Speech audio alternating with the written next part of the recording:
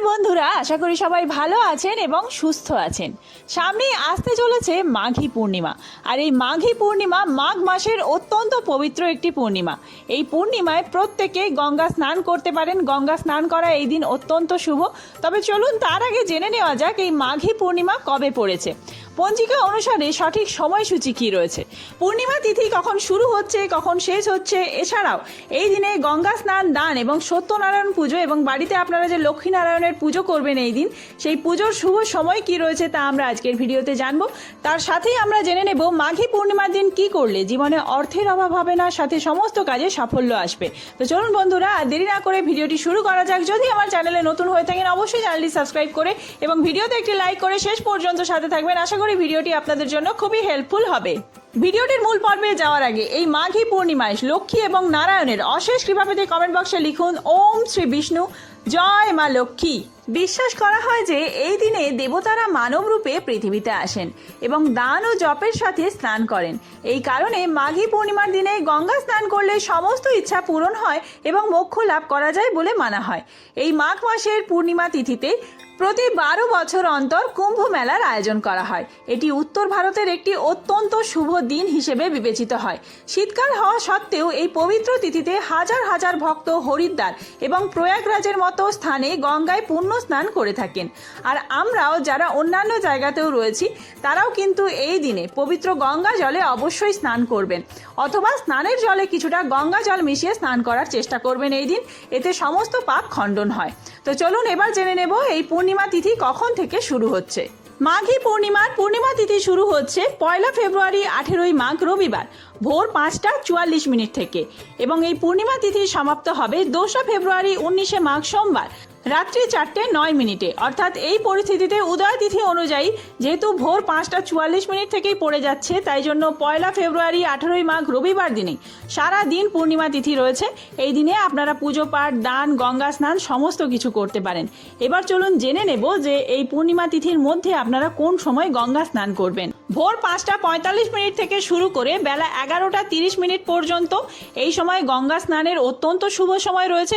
এছাড়াও আপনারা সারা দিন, যেহেতু সারাদিন পূর্ণিমা তিথি থাকছে, সেই কারণে সূর্য অস্ত যাওয়ার আগে আপনারা স্নান, দান ইত্যাদি করতে পারেন। এই দিন সত্যনারায়ণ পুজোর শুভ সময় থাকছে বিকেল 4:20 থেকে শুরু করে সন্ধ্যা 7:30 মধ্যে। আর যারা বাড়িতে নিজের মতন করে পুজো করতে চান 12টার আগে সকালে আপনারা পুজো করে নিতে পারেন লক্ষ্মীনারায়ণের। মাঘী পূর্ণিমার দিন যারা পুরোহিত দিয়ে পুজো করাতে চান তারা পুরোহিত মশাইয়ের সময় অনুযায়ী পুজো করতে পারেন। এছাড়াও যারা বাড়িতে নিজের মতন করে পুজো করবেন তাদের কি কি উপকরণ লাগবে চলুন জেনে নেওয়া যাক। লক্ষ্মীনারায়ণের ছবি বা মূর্তি, ঘট, আম্রপল্লব, চন্দন, ধূপ, দীপ, ফুল, তুলসী পাতা। এছাড়া লক্ষ্মীনারায়ণের জন্য আপনারা যে সমস্ত নৈবেদ্য আনবেন, মিষ্টি, ফল, পঞ্চামৃত এই সমস্ত লাগছে।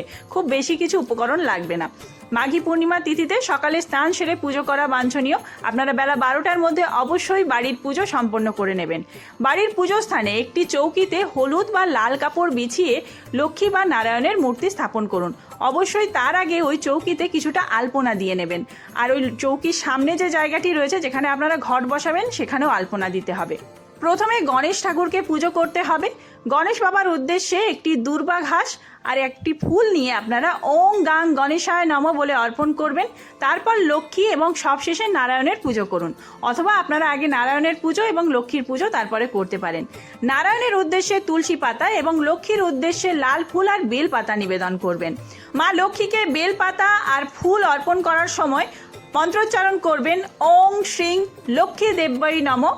আর নারায়ণকে যখন তুলসী আর হলুদ ফুল অর্পণ করবেন, মানে গাঁদা ফুল, একটু চন্দন মিশ্রিত করে অর্পণ করবেন এবং মন্ত্র জপ করবেন ওম নমো নারায়ণ।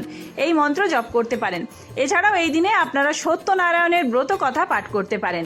সন্ধ্যাবেলা চাঁদের আলোতে বা প্রদীপের আলোতে আরতি করতে পারেন। এক্ষেত্রে আপনারা ঘিয়ের প্রদীপ ব্যবহার করবেন। আর ঠাকুরের জন্য যা কিছু নৈবেদ্য এনেছেন সমস্ত কিছু আগেই সাজিয়ে দেবেন। সব শেষে ধূপ দীপ দিয়ে আরতি করবেন। এছাড়াও আপনারা এই দিনে ঠাকুরকে সাদা তিল অর্পণ করতে পারেন। এই দিনে তিল দান করা খুব শুভ বলে মনে করা হয়। এই তিল দান করলে এবং মনের ভক্তি সহকারে আপনারা সমস্ত সামগ্রী নিবেদন করলে এই মাঘী পূর্ণিমার দিনে লক্ষ্মী নারায়ণের কৃপায় আপনাদের পারিবারিক শান্তি এবং আর্থিক সমৃদ্ধি বৃদ্ধি পাবে। এবার চলুন জেনে নেওয়া যাক এই মাঘী পূর্ণিমায় আপনারা কি করবেন আর কি করবেন না। অবশ্যই এই দিন গঙ্গায় স্নান করবেন। গঙ্গায় স্নান করা সম্ভব না হলে স্নানের জলে গঙ্গা জল মিশিয়ে স্নান করতে পারেন। সূর্যদেবের উদ্দেশ্যে জল অর্পণ করবেন। ওম সূর্যদেবায় নমঃ এই মন্ত্র উচ্চারণ করে আপনারা 1 ঘটি জল সূর্যদেবের উদ্দেশ্যে অর্পণ করবেন এবং তার সাথে একটি ফুল আর ধূপ দ্বীপ দেখাবেন। উপবাস বা স্নানের আগে আপনারা অবশ্যই ঘর বাড়ি সমস্ত কিছু পরিষ্কার করে নেবেন। আর যেদিনকে আপনারা উপবাস করছেন সেই দিন যেমন নিরামিষ আহার গ্রহণ করবেন, সেরকম অন্ন গ্রহণ করা চলবে না। তাছাড়া আপনারা যে কোনো শুকনো খাবার, ফল মূল ইত্যাদি অন্যান্য উপোসে যেরকম খেয়ে থাকেন সেরকম খেতে পারেন। আর যারা পুজো করছেন তারা অবশ্যই তার আগের দিনও সংযম ব্রত পালন করবেন, অর্থাৎ সেই দিনও আপনাদেরকে নিরামিষ আহার গ্রহণ করতে হবে। এই পবিত্র দিনে পূর্বপুরুষদের শ্রাদ্ধ এবং পবিত্র তর্পণ করা অত্যন্ত শুভ ফল লাভ করা যায়। দরিদ্র বা ব্রাহ্মণদের আপনারা এই দিন মধ্যাহ্ন ভোজন করাতে পারেন। আর অবশ্যই এই মাঘী পূর্ণিমা তিথিতে আপনারা ঘরে একটি ঘিয়ের প্রদীপ জ্বালাবেন এবং গোটা ঘরে ধুনো দেবেন। তো বন্ধুরা, আজকের ভিডিওটি এই পর্যন্তই। আশা করি ভিডিওটি আপনাদের খুবই হেল্পফুল হয়েছে। ভিডিওটি যদি হেল্পফুল হয়ে থাকে বন্ধুদের মধ্যে অনেক অনেক বেশি শেয়ার করবেন। আর এরকম ভিডিওর আপডেট পেতে চ্যানেলটি সাবস্ক্রাইব করে সাথে থাকবেন। খুব তাড়াতাড়ি নতুন কোনো ভিডিও নিয়ে আসছি। সবাই সুস্থ থাকবেন, ভালো থাকবেন। ধন্যবাদ।